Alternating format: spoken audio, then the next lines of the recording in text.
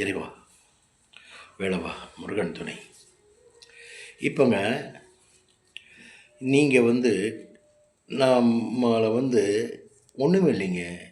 என்ன ஒன்றுமே இல்லாமல் தான் நம்ம வெளியே வந்தோம். அம்மனக்குண்டியோடு வெளியே வந்தோம் இல்லைங்களா? குழந்தை கியான்ட்டு வெளியே வந்தோம். வெளியே வந்ததுக்கு அப்புறம் தாங்க நமக்கு எல்லாமே அம்மாவுடைய அனைவரப்பு, அம்மாவுடைய பால், அம்மாவுடைய அரவணைப்பு, அம்மாவுடைய ஜூடு, அம்மாவுடைய நெஞ்சு ஜூடு, இதில் எல்லாம் தான் அணைஞ்சு குழந்தை வளருது. வளர்ந்து ஆளாகும்போது நமக்கு நம்மளாக தானுங்க எல்லாமே தேடிக்கிறோம். எப்படி தேடுறோம்னாங்க, நமக்கு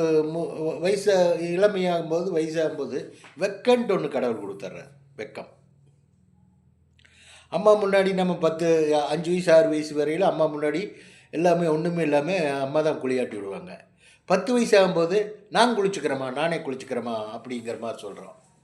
நானே குளிச்சுக்கிறேம்மா என்ன அப்படின்னு சொல்லி வெக்கப்படுறோம். அப்புறம் அம்மா நானே குளிக்க வைக்கிறங்கும்போது வெக்கப்படுற, இல்லைம்மா நானே குளிச்சுக்கிறேன் அப்படின்னு சொல்லிட்டு என்னங்க அந்த இதெல்லாம் அப்படி 2 கையை வச்சு மூடுறீங்க இல்லைங்களா? அந்த வெக்கத்தை கொடுக்குறதாருங்க. இந்த வெக்கத்தை கொடுக்குறதாரு? அந்தனுடைய இதை கொடுக்குறது இறைவன். என்னென்ன தேவையோ அத்தனையும் கொடுக்குறாரு. வெக்கத்தை கொடுக்குறாரா? அப்புறம் ட்ரௌசர் போடுறோம், ஜட்டி போடுறோம் இல்லைங்களா? அப்புறம் கொஞ்சம் வயசாகும்போது, கொஞ்சம் 10-18 வயசாகும்போது ரொம்ப ஆண்மை கொடுக்குறாரு. நல்ல ஒரு இளவாலிவனுக்கு உண்டான ஆண்மை கொடுக்குறாரு, காமத்தை கொடுக்குறாரு, பார்வை கொடுக்குறாரு. எல்லாம் யார் கொடுக்குறதுங்க? உங்களுக்கு நீங்களாக வந்துடுதுங்களா? அரிசி அவர் உண்டு பண்ணங்காட்டித்தானே, அரிசி கண்டுபிடிச்சங்காட்டித்தானே மானிடன் அந்த அரிசி உண்டு பண்ணுறான். நம்ம காசு கொடுத்து வாங்கி தானே அதை பொங்குனா தானே சோறாகுது இல்லைங்களா? இல்லைங்களா? இதெல்லாம் இறைவனுடைய படைப்பு தானுங்க. நான் என்ன சொல்ல வரணுங்கன்னா, சத்திய நேர்மை தரும் பிரகாரம் இருக்கணுங்க.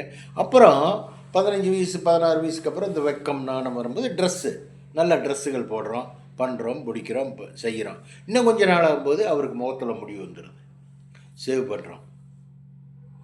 பண்ணுறோம், தலை சீவுறோம்.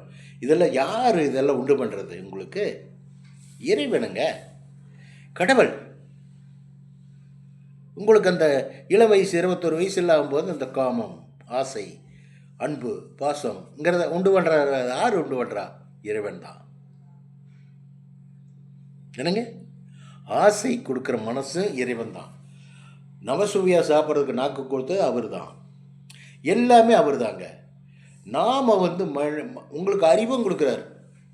அறிவு, எதை சாப்பிடணும், எதை சாப்பிடக்கூடாது, எதை பார்க்கணும், எதை பார்க்கக்கூடாது அப்படின்ட்டு இவரே சொல்லிகிட்டே இருப்பாருங்க உள்ளுக்குள்ள. ஏய், அது தப்பு, அது பார்க்கக்கூடாது, சரி நமக்குன்னு வீட்டில் இருக்குது அப்படிங்கிற மாதிரி நினைக்கிறதுக்கு அதையும் கொடுத்துருக்காரு.